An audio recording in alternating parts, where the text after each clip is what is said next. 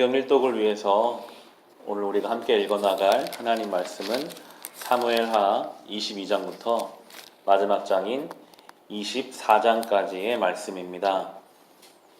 사무엘하를 마무리하면서 이제 22장에는 다윗의 하나님을 향한 찬송이 담겨 있습니다. 다윗처럼 많은 우여곡절을 겪은 인생도 드물 것입니다. 그런 다윗이 주님 앞에 여러 고백을 하고 있는데요. 2절, 3절, 4절을 보시면 다윗은 이렇게 하나님 앞에 고백합니다. 그는 이렇게 노래하였다. 주님은 나의 반석, 나의 요새, 나를 건지시는 분. 나의 하나님은 나의 반석, 내가 피할 바위, 나의 방패, 나의 구원의 뿔, 나의 산성, 나의 피난처, 나의 구원자이십니다. 주님께서는 언제나 나를 포악한 자에게서 구해 주십니다. 나의 찬양을 받으실 주님, 내가 주님께 부르짖었더니 주님께서 나를 원수들에게서 건져 주셨습니다. 라고 하나님 앞에 찬송하고 있습니다. 하나님이 우리에게 듣기 원하시는 고백이 아마 이런 다윗의 고백일 것입니다. 하나님을 노래하고 있어요. 자기의 삶에 어떤 것을 해결해 달라라는 기도 이전에 하나님이 내 삶의 구원자이십니다. 하나님이 내 삶의 반석이십니다. 내가 힘들고 어려울 때 내가 주님께 부르짖었더니 주님이 나를 건져주셨습니다. 라고 하나님 앞에 고백하고 있습니다. 우리도 이 고백을 주님께 드려야 할 것입니다. 지금까지 인도하신 분이 주님이시고 힘들 때 주님 앞에 부르짖고 그 주님이 나를 건져주시는 것을 경험하며 우리도 다윗의 고백을 하기를 원합니다. 그렇게 주님을 찬양하고 나서 23장에 보시면 다윗과 함께 했던 용사들의 이야기가 쭉 나오게 됩니다. 다윗이 혼자서 그렇게 단단한 나라를 세운 것이 아니라 주변에 돕는 사람들이 많이 있었음을 또한 성경이 우리에게 이야기해 줍니다. 그러면서 이제 사무엘하가 24장에서 마치는데요. 보통의 책들은 마칠 때는 결론이 좋은 방향으로 나게 되어 있습니다. 그런데 이 사무엘하의 마지막 장에는 다윗이 인구조사를 하다가 하나님 앞에 큰 벌을 당하는 내용이 마지막에 쓰여 있습니다.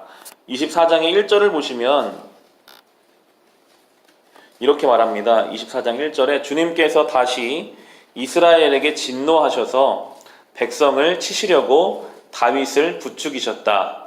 너는 이스라엘과 유다의 인구를 조사하여라 라고 나오고 있습니다. 이 1절만 놓고 보면 난해한 구절입니다. 하나님이 다윗이 죄를 짓도록 부추기신 것인가? 하나님은 그런 분이 아니신데 왜 성경은 이렇게 이야기하고 있는가? 이럴 때 역대상 21장에 보시면 똑같은 내용이 나오는데요. 역대상 21장 1절에서는 이렇게 말합니다. 사탄이 이스라엘을 치려고 일어나서 다윗을 부추겨 이스라엘의 인구를 조사하게 하였다라고 나오고 있습니다. 이 두 본문을 비교해 볼 때 대부분의 주석에서는 하나님이 다윗을 직접 부추기신 것이 아니라 사탄이 다윗을 부추길 때 하나님이 그를 보호하지 않으시고 그냥 두셨다라고 해석합니다. 아무리 다윗이어도요, 하나님이 지켜주지 않으시면 사탄의 목소리에 넘어갈 수밖에 없는 것을 또한 알 수 있습니다. 인구 조사를 하는데요. 인구 조사하는 것 자체는 죄가 아닙니다. 신명기에서도 2번이나 하나님께서 명령하셔서 인구 조사를 한 적이 있기 때문인데 다윗은 이 인구 조사를 통해서 군사의 수를 점검하기를 원했습니다. 무려 9개월 동안이나 사람 숫자를 셌어요. 그 중에서 전쟁에 나갈 수 있는 사람을 세봤더니 130만 명 정도가 되었습니다. 다윗은 어느새부턴가 하나님을 의지해서 이 나라를 이끌어가는 것이 아니라 자기의 군사수가 얼마인지, 이 군대를 가지고 얼마나 내가 주변 나라들과 싸울 수 있는지 마음의 안심을 자기가 가지고 있는 힘에 의지하려고 했고 그것이 하나님 앞에 범죄였다라고 성경이 말해줍니다. 24장 10절을 보시면 다윗이 그래도 금방 하나님께 돌아오는데요. 24장 10절에 다윗은 이렇게 인구를 조사하고 난 다음에 스스로 양심의 가책을 받았다. 그래서 다윗이 주님께 자백하였다. 내가 이러한 일을 해서 큰 죄를 지었습니다. 그러나 주님, 이제 이 종의 죄를 용서해 주시기를 빕니다. 참으로 내가 너무나도 어리석은 일을 하였습니다. 라고 하나님 앞에 고백합니다. 하나님이요, 그냥 용서해 주시지는 않으세요. 특별히 지도자의 죄가 얼마나 무서운 결과를 가져오는지를 보여주는데, 하나님이 3가지 재앙 중에 하나를 선택하라고 하십니다. 7해 동안 흉년을 오게 하든지, 다윗 왕이 원수들에게 피해 다니는 벌을 받든지, 아니면 사흘 동안 전염병이 돌던지, 셋 중에 하나의 처벌을 받아라 라고 할 때 다윗이 사람에게 받지 않고 하나님께 받기 원합니다 라고 고백했고, 결국 전염병이 이스라엘에 퍼지게 됩니다.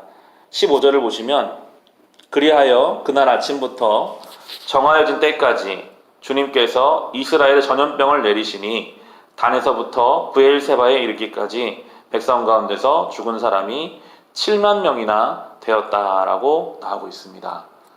짧은 기간에 7만 명이라는 사람이 전염병에 걸려서 죽음을 맞게 되었습니다. 이 7만 명의 죽음을 두고 어떻게 해석하는가 하면, 우리가 앞서 쭉 살펴본 가운데 반란이 있었잖아요. 압살롬이 다윗을 향하여 반란을 일으켰고, 세바라는 사람이 반란을 일으켰습니다. 다윗이 반란이 진압되고 와서 아무런 처벌을 하지 않았어요. 그런데 하나님은 하나님이 세우신 다윗을 배반하고 자기 욕심을 따라 다른 인물을 세운 것들에 대한 하나님이 심판하실 때 바로 이렇게 7만 명이 죽는 그 가운데에는 하나님 앞에 범죄한 사람들이 심판을 당했을 것이다 라고 많은 사람들이 해석을 하고 있습니다. 하나님은요, 죄에 대해서 분명하게 물으십니다. 넘어간 것 같아도, 잘 아무 사건 없이 넘어간 것 같아도 또 하나님이 이런 일들을 통해서 하나님 앞에 범죄한 사람들 7만 명을 죽이는 일들이 나오게 되고요. 원래는 사흘 동안 심판하기로 되어 있었는데 다윗이 하나님 앞에 가서 예배를 함으로써 그 재앙이 끝나고, 그러면서 사무엘하가 마칩니다.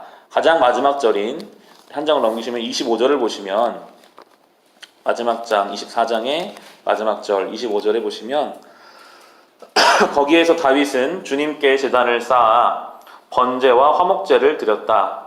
다윗이 땅을 돌보아 달라고 주님께 비니 주님께서 그의 기도를 들어주셔서 이스라엘에 내리던 재앙이 그쳤다라고 하면서 이 사무엘하가 마무리를 하고 있습니다.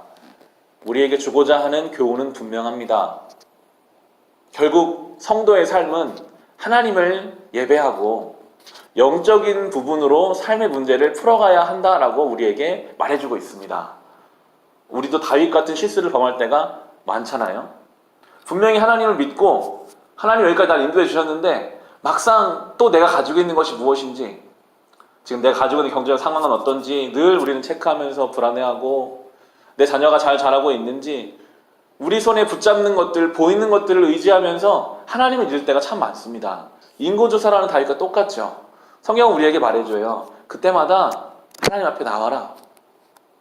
심지어 지금 하나님한테 벌받고 있는 중이라도, 하나님이 진노하시는 중이라도 괜찮다. 하나님께 나와서 예배할 때 그때 그 문제가 해결되고 풀리는 것들을 우리에게 이야기해주고 있는 것입니다. 우리는요, 하나님한테 예배하고 엎드리면서 살아가야 되는 존재입니다. 때로는 죄를 지어서 하나님 앞에 부끄러워서 기도의 문이 막히고 마음이 딱딱해지고 완악해질 때도 있어요. 내가 이런 상태로 하나님께 나아가도 되나? 싸우고 미워하고 기도도 않고 성경도 읽지 않고 이럴 때 하나님을 부끄러울 때가 있어요. 그런 성경은 그래도 나오라고 이야기합니다. 그 죄악과 그 처벌의 한가운데에서라도 다윗이 주님 앞에 나가서 예배할 때 그 재앙이 그쳤다 라고 우리에게 이야기해주면서 결국 우리는 주님 앞에 돌아가야 하는 존재임을 가르쳐주고 있습니다. 하나님 앞에 예배하는 인생이 됩시다. 언제든지 기도 한마디 나오지 않는 그런 영적인 갈급한 상태라도, 딱딱한 상태라도 우리 육신을 가지고 주님 앞에 나와서 주님, 이 죄를 용서해 주십시오 라고 기도할 때 주님이 모든 재앙을 멈추시고 다시 복 주시는 분이심을 경험해 나가시기를 우리 주님의 이름으로 축원합니다. 기도하겠습니다.